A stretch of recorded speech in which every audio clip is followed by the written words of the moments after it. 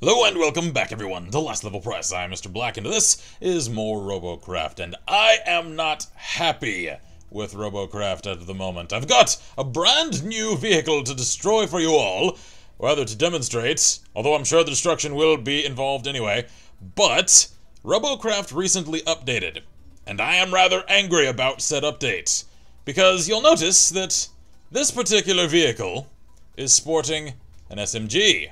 That is because I have no other choice.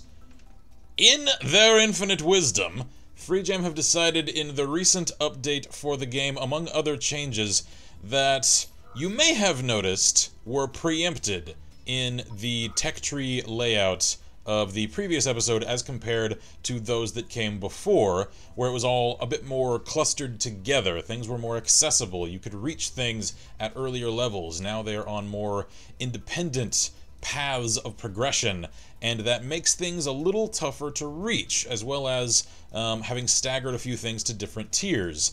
And most irksome thus far to date is the fact that all plasma and rail cannons have been not just moved, but removed from tiers 1 and 2.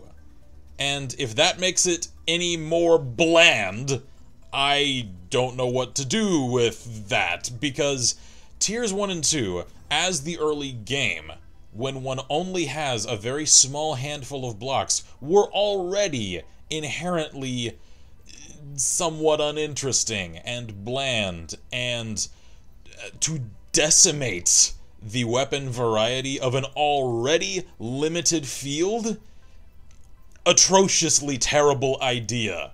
There is no easy way to say it. This was a magnificent catastrophe of an update.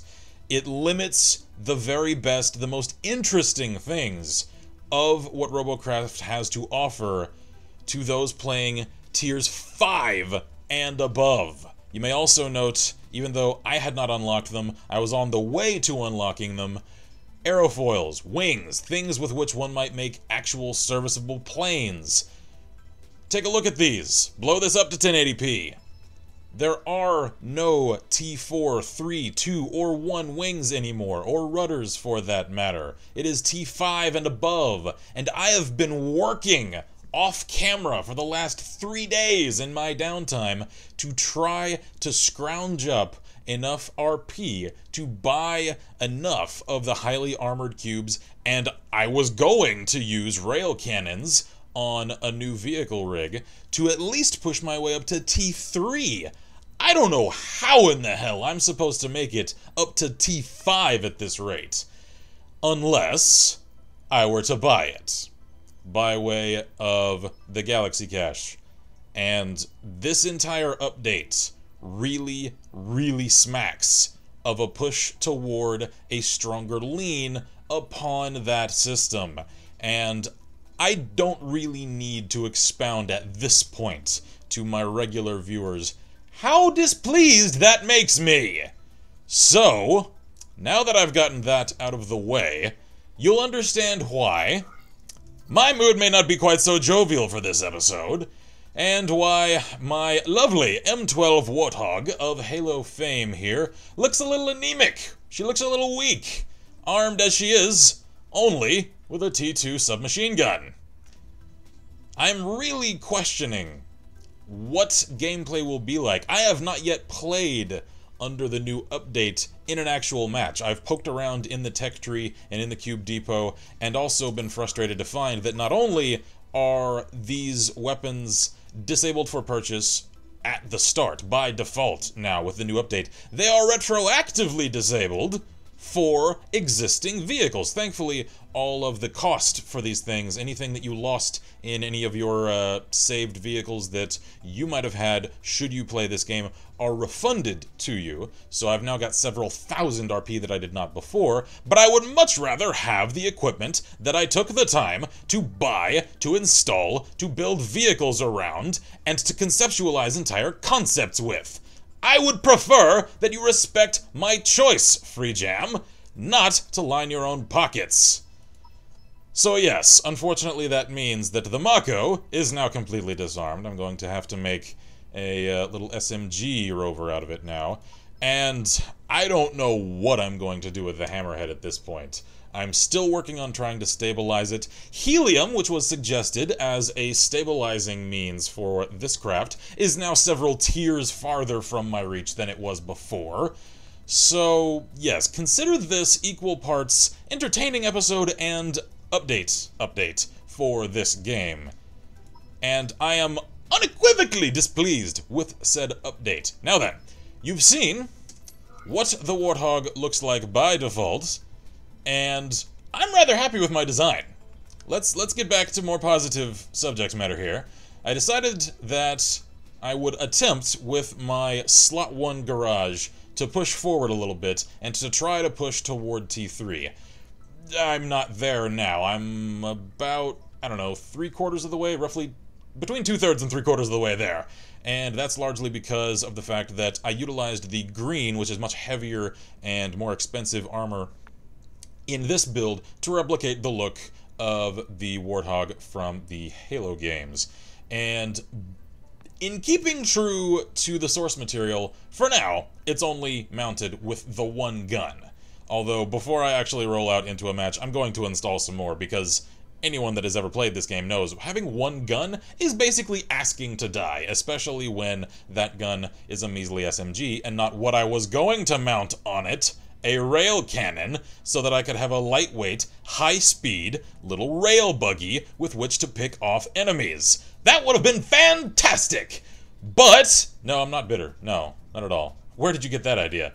Let's install the rest of the SMGs and see what damage we can do in the stead of the rail cannons. Let's flip those around so that they actually face forward. And I think, yeah, we'll mount these up front. It's going to look ridiculous, but for the record, you've now seen what it was supposed to look like, armed appropriately. One of these days, I hope to return to battle with truly appropriate armament as I had originally intended. And I indicated in... why does this look different? Ah, I think I know why. The implementation of ranked matches is now a thing, and I have no idea how it works, but it's in the game now. Anyway, I was going to say something before, and now I do not recall what it was. Hopefully it will return to me. How does that guy have rail cannons? Okay, that's odd. Maybe he's just got a very, very low CPU cost vehicle mounted with T3 armaments. That way he's quite a glass cannon. That would be my educated guess, and I have learned! Yes, now I recall what I was going to say before. What exactly... I may have mentioned this to a degree before in the previous episode, but now I really understand it. The relationship between player level and CPU. As one gains player levels, one's overall CPU limit increases, meaning that one can build more taxing, more complex, and higher tier quality vehicles and robots. And I'm about to flip over. Nope, nope, there we go. Epic Doge.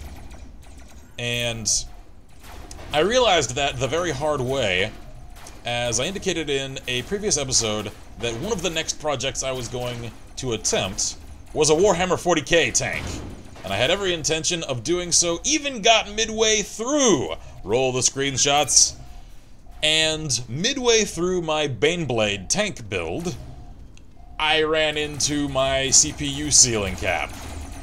And was quite frustrated to find that, oh, I can't actually finish this awesome tank build that I'm now 2/3 of the way through because I'm not a high enough player level. And that, I do not blame the game or the developers for. That was my own miscalculation and lack of understanding for the way that the game works.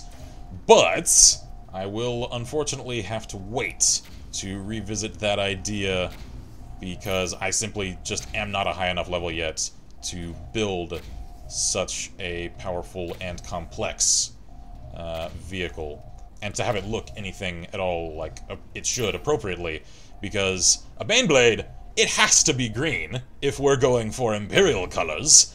Either that or red, if we were to go for Chaos or Orcs. Let's get orky. But I don't think that, even though Freejam has indicated they're interested in it, implemented any system as yet to color things differently than they come by default. So that we are just going to have to wait for as well. But hopefully by the time all of that gets implemented, I may be able to do something a little special and maybe make an orcified sort of Baneblade. I'm looking forward to that. It's either going to be that or a Sakaran tank, but I couldn't really figure out exactly how to make that work. So I've also got to revisit a lot of my old 40k knowledge, because I haven't played Dawn of War in ages, and I never did actually play the wallet-crucifyingly expensive tabletop version of the game. I simply do not have that kind of disposable liquid income.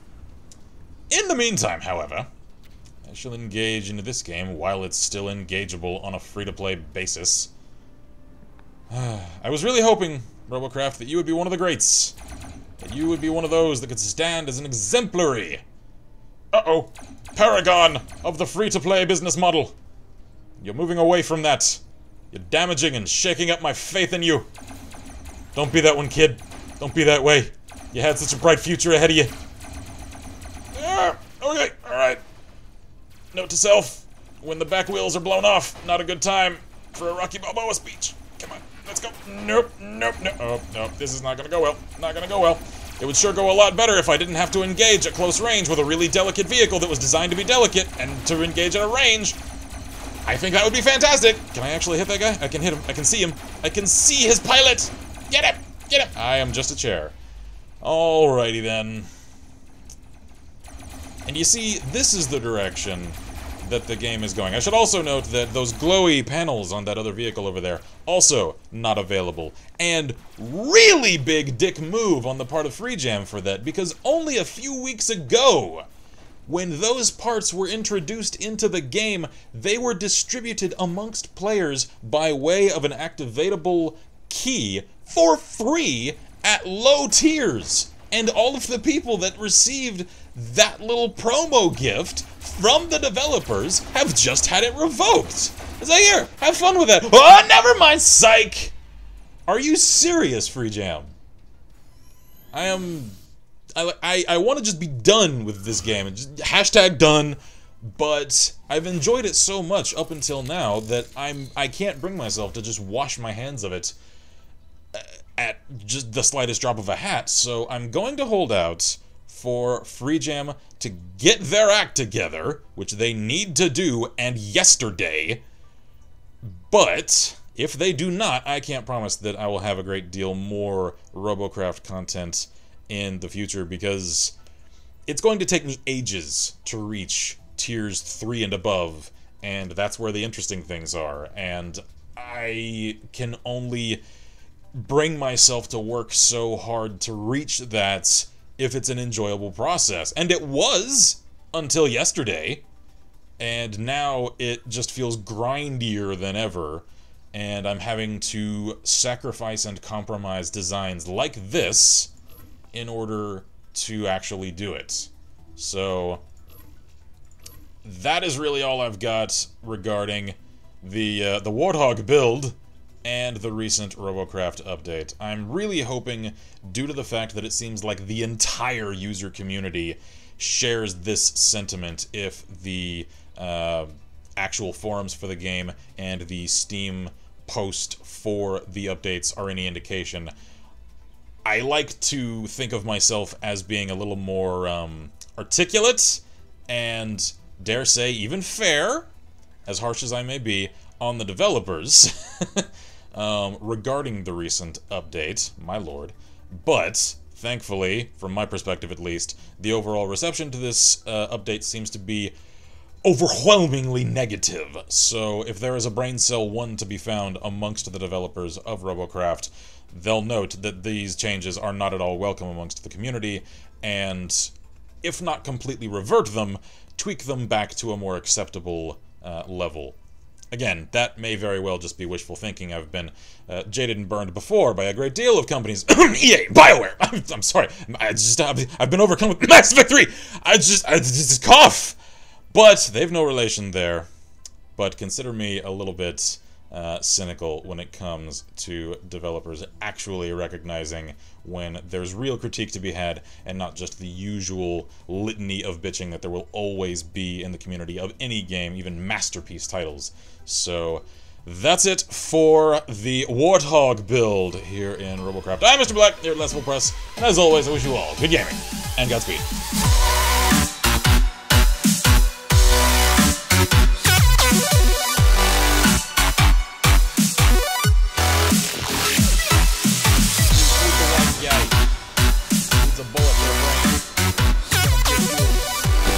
You can't refuse. That offer is lead in your skull, right in your face hole. Oh god.